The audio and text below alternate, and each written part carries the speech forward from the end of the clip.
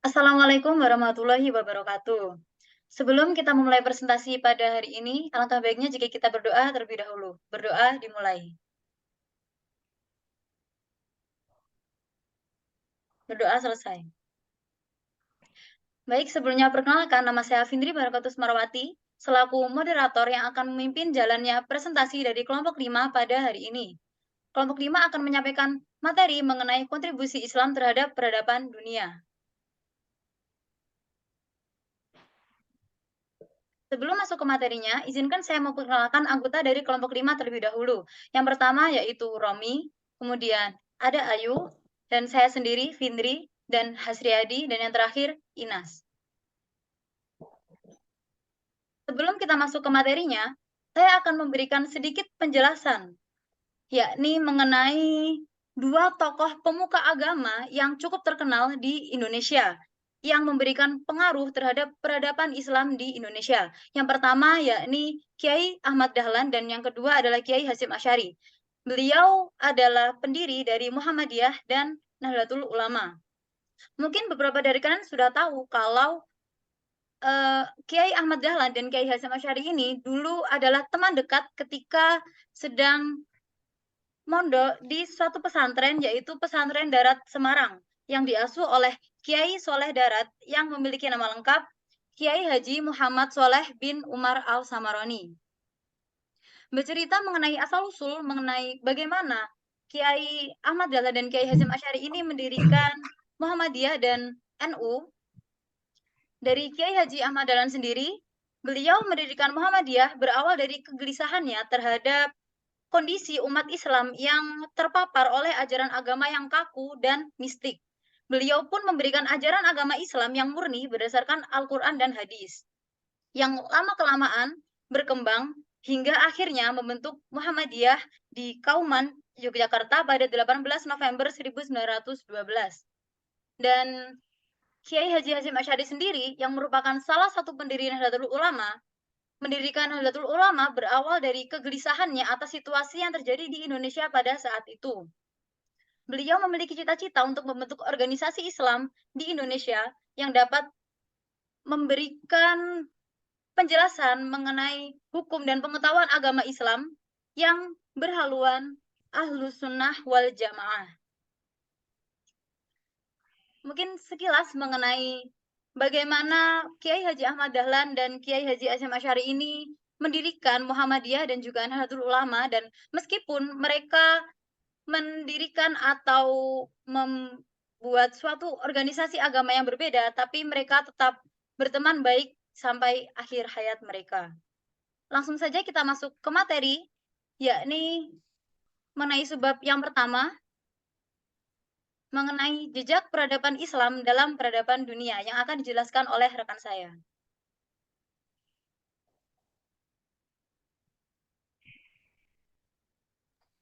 Faktor-faktor penyebab kemajuan dan kemunduran. Yang pertama ada faktor kemajuan.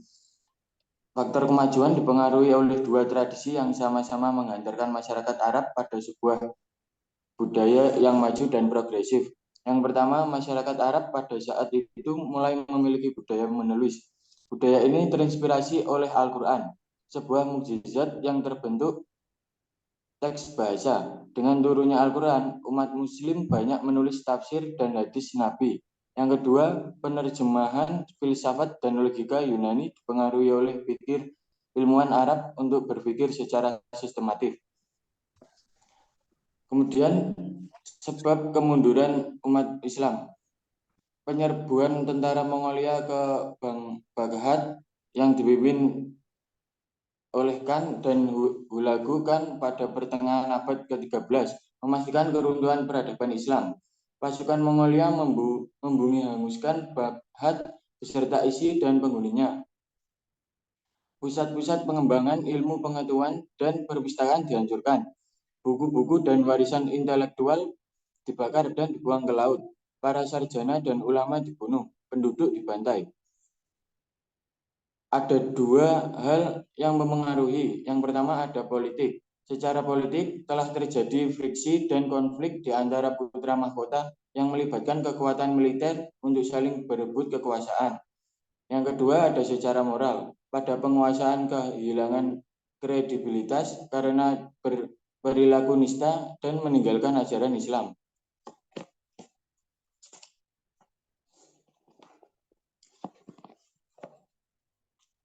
Lanjut.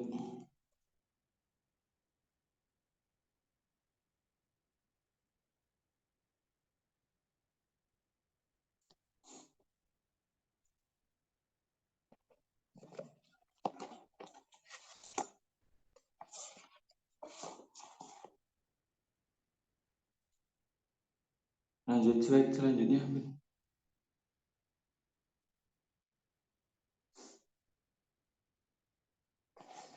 Kemudian ada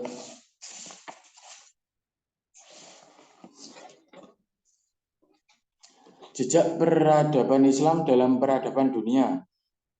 Kontribusi ilmuwan Muslim klasik dalam kemajuan Barat modern ada empat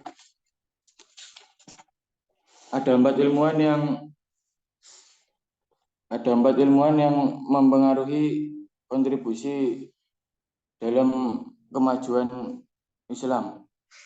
Yang pertama ada Jabar bin Hayyan.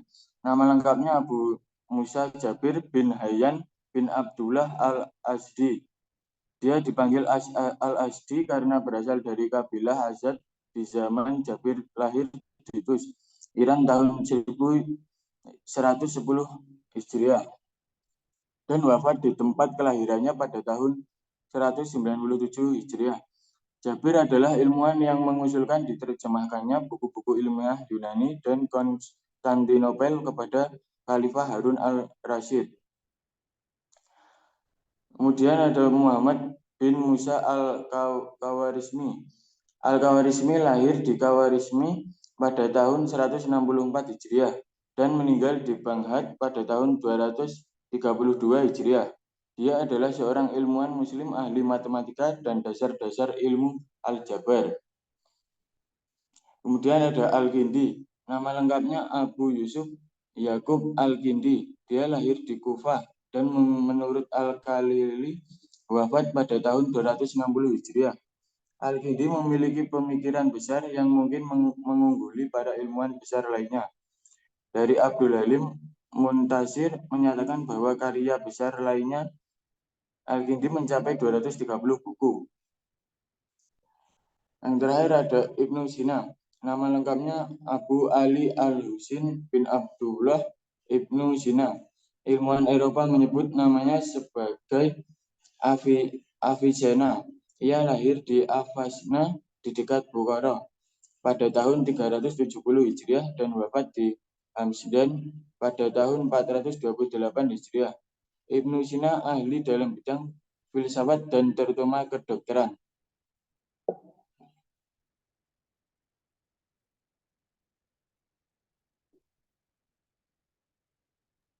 Selanjutnya ada ketertinggalan umat Islam di bidang ipteks dan budaya yang dibagi menjadi dua, yaitu fase kemunduran dan fase setelah kemunduran. Yang dimana fase kemunduran adalah di mana umat Islam mengalami nasib tragis yang pernah memimpin peradaban ini. Mereka mengalami kehinaan dan ketertindasan dalam penjajahan, kemiskinan, dan kebodohan menjadi sesuatu yang melekat pada dirinya.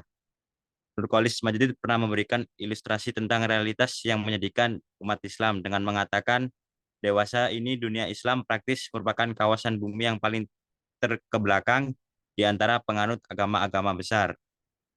Negeri-negeri Islam jauh tertinggal dari Eropa Utara dan Amerika Utara, Australia dan Selandia Baru yang Protestan, yaitu Eropa Selatan dan Amerika Selatan yang Katolik, Eropa Timur yang Katolik Ortodoks, Israel yang Yahudi, India yang Hindu, dan Cina, Korea Selatan, Taiwan yang Buddhis dan Konfusianis, dan Jepang yang Buddhis Taois, dan Thailand yang Buddhis.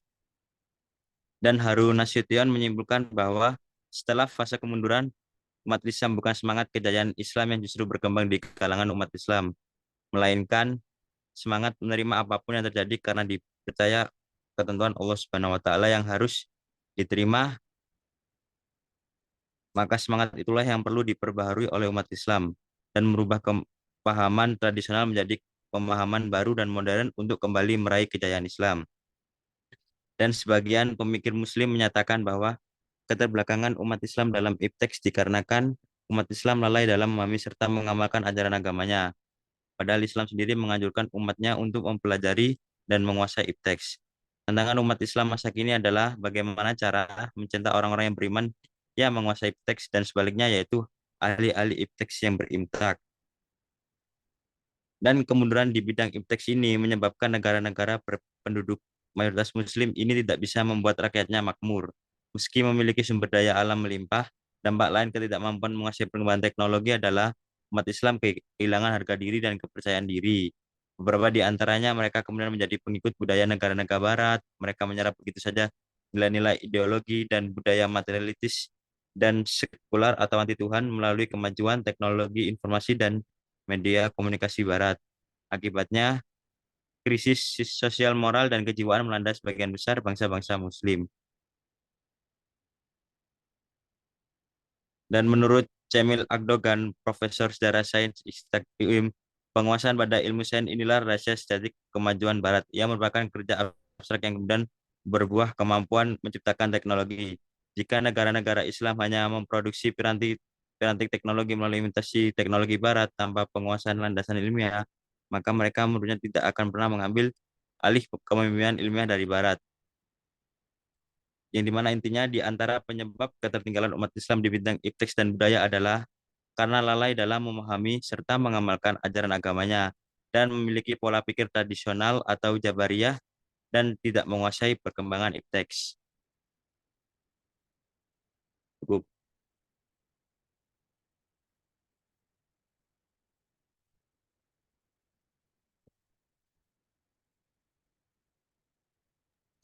Selanjutnya adalah menuju kebangkitan umat Islam.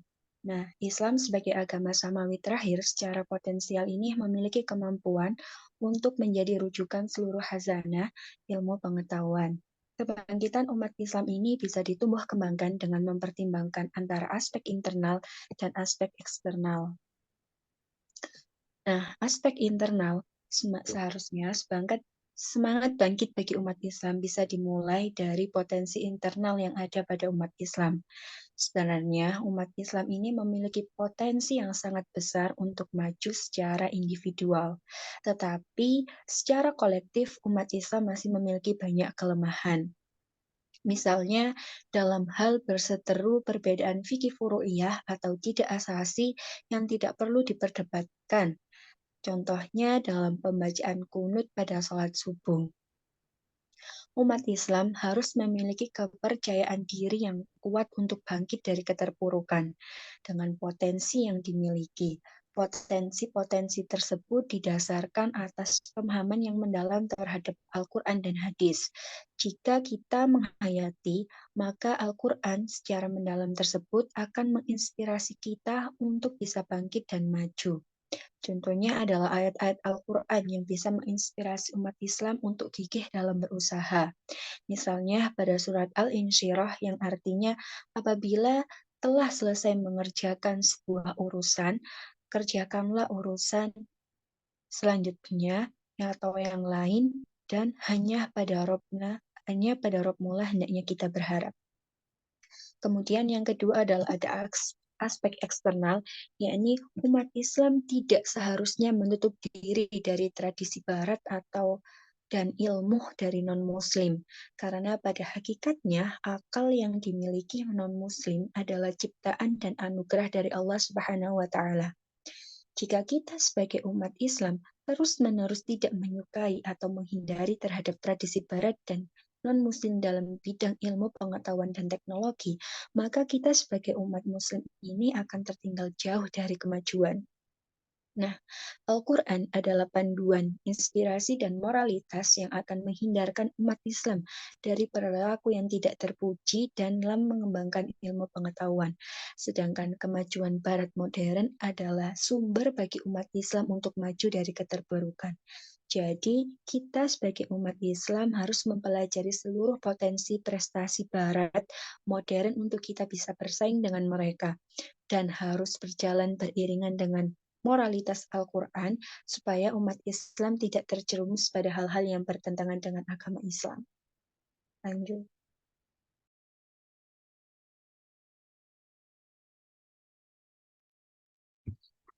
Kemudian ada Islam Nusantara, potret kebudayaan Islam Nusantara. Islam Nusantara terdiri dari dua kata, Islam dan Nusantara. Islam berarti penyerahan, kepatuhan, ketundukan, dan perdamaian. Nusantara adalah istilah yang menggambarkan wilayah kepulauan dari Sumatera hingga Papua.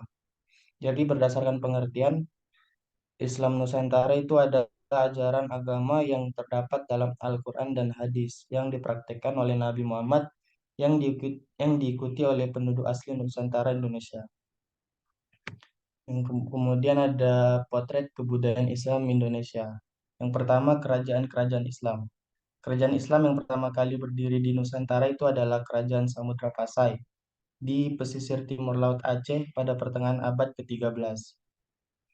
Selanjutnya adalah Kerajaan Aceh yang terletak di daerah yang sekarang dikenal dengan nama Kerajaan Aceh Besar. Kemudian di wilayah Jawa terdapat Kerajaan Islam Demak.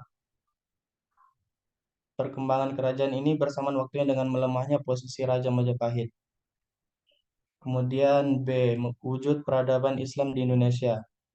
Wujud peradaban Islam di Indonesia dapat dibagi menjadi tiga, yaitu birokrasi keagamaan, ulama dan karya-karyanya, dan arsitek bangunan yang tertuang dalam arsitektur masjid-masjid di Indonesia. Contohnya Masjid Kuno Demak, Sendang Dur Agung Kasepuhan di Cirebon, Masjid Agung Banten, Masjid Baitur Rahman di Aceh, dan Masjid Ampel di Surabaya.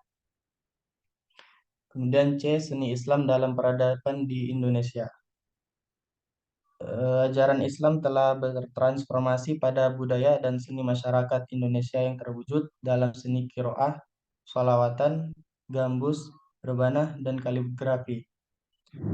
Contoh seni Islam dalam peradaban di Indonesia terbagi menjadi 4.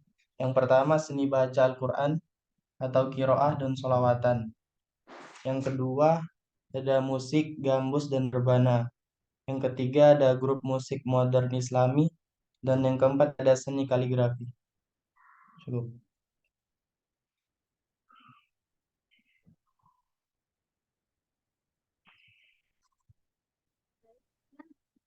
Kelompok 5. Maaf apabila ada salah kata maupun perbuatan dari kami dalam menyampaikan materi. Terima kasih. Wassalamualaikum warahmatullahi wabarakatuh.